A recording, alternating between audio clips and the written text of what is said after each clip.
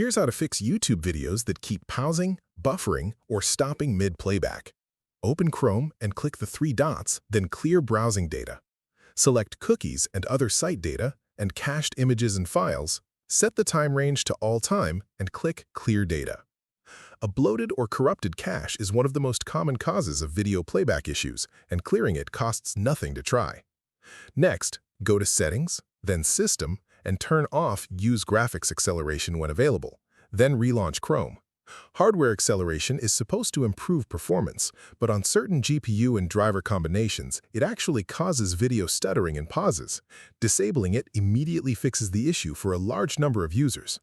If neither of those work, try a different browser entirely.